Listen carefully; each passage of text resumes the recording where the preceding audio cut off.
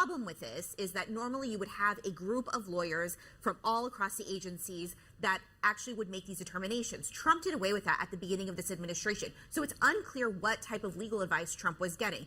Congress must see the underlying intelligence about how they were in direct threat. But as of right now, I have not seen that. You're arguing that after 46 years of the Iranian regime killing Americans, threatening Americans, saying over and over and over again, death to America, that maybe they were just, didn't mean it, that they're fiery but mostly peaceful Iranian butchers? I mean, I don't understand. This is a righteous struggle. That's Republican Scott Jennings mocking CNN's latest meltdown because apparently denying Iran's threat is easier than admitting Trump was right. And when President Trump forces the media to pick between facts and fantasy, they choose fantasy every time. Welcome to Nerk News, I'm Nerkish, and it looks like CNN's latest meltdown is brought to you by Trump being right again. Because when a strong president takes decisive action, the narrative managers panic. You know, they've spent years accusing Trump of chaos, but when he strikes Iran with surgical precision, suddenly they want to talk about decorum. I mean, these people were silent while Obama dropped pallets of cash in the dark, but now they care about process? Here's Scott Jennings clearing up exactly why Trump's leadership is the opposite of what the media keeps pushing.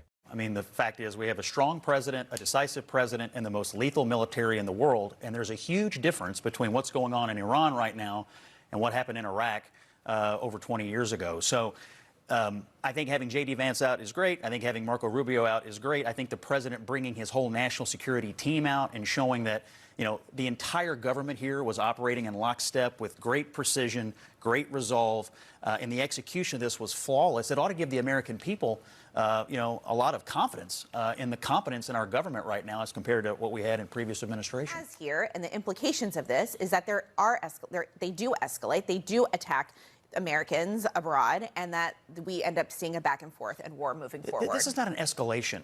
This is a de-escalation. Well, Trump promised escalation. This is not Trump promised escalation. Iranian bunker busting bombs is not an escalation. Because well, she said President Trump promised us peace. I ask you, can we have peace if Iran has a nuclear weapon? Well, we had a deal, and okay, and you're litigating the past. I'm not litigating the past. Can we have peace if they have a nuclear weapon?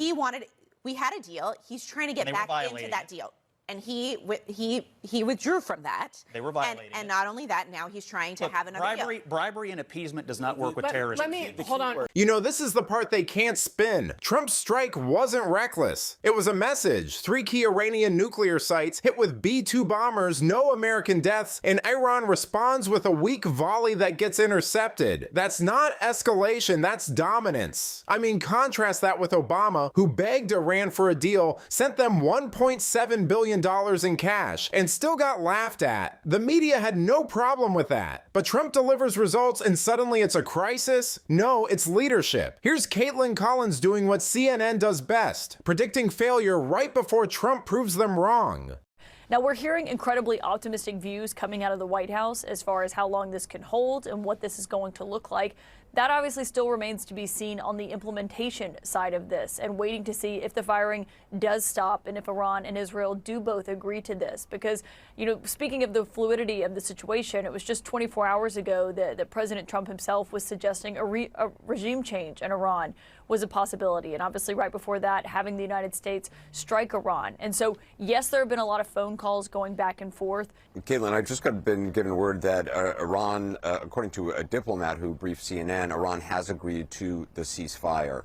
So this is significant. I just want to try to learn some more information as soon as we get it about that. But if that is the case, that's incredibly significant because that is, we were waiting, we had not heard from Iran, we had not heard from Israel. All we were going on so far has been the president's social media post, which was some 2 hours ago. So again, that is the first indication we have that Iran has agreed to this. I mean, that was like watching their narrative detonate live on air. Kaitlan Collins sets up a whole segment doubting Trump's ceasefire, and Anderson Cooper cuts in mid-sentence to announce Iran just accepted it. That's what happens when Trump delivers and CNN is left holding a busted script. You know, under Biden, we'd be lectured about nuance and complex diplomacy. Under Trump, we get peace deals before Kaitlan can finish her monologue. This isn't spin, it's embarrassment. And the best part, they just keep trying. Here's Erin Burnett still insisting there's no ceasefire even after her own guest confirms it. Against it. And certainly right now, Erin, the Iran saying that their retaliation is going to continue and that their retaliation, if anything, is going to become more intense. Of course, one of the things that we heard is that the Iranians believe that they are in a conflict both with Israel and the United States, feeling that Israel has dragged the United States into a conflict directly with Iran, Erin. All right, Fred Pleitgen, thank you so much. Of course, the literal eyes and ears on the ground to hear those explosions. I want to go now to Barack Ravid, our political and global affairs analyst. Also joining us, of course, retired General Mark Kimmett, former Assistant Secretary of State. He oversaw policy here in the Middle East. And here with me in the UAE, along the Strait of Hormuz, Paula Juancox, our correspondent, who knows this region better than anyone. Barack, I just want to start with you, though. I know you have some new reporting. What are you learning right now? Today, when after the Iranian attack on the El Udeid base, Iranian officials sent a message to the White House through the Qataris saying, we're done. This is our response. We're not going to do anything further. The White House sent a message back through the Qataris. We are not, if you're done, we are not going to retaliate, and we want to talk. We want to now get a deal. In the hours since then, there were talks between the US and Israel and Qatar and Iran to tie the final knots and agree on the final conditions of this ceasefire.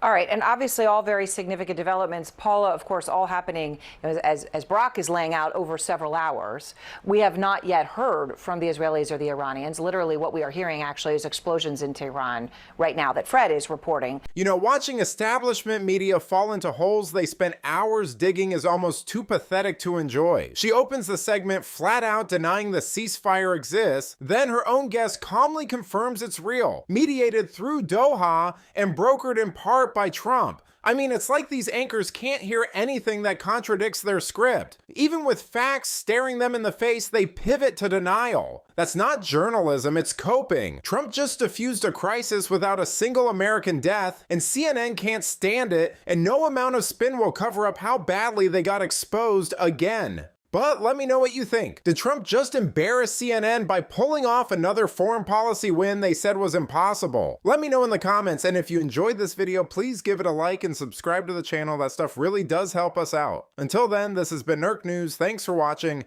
Bye!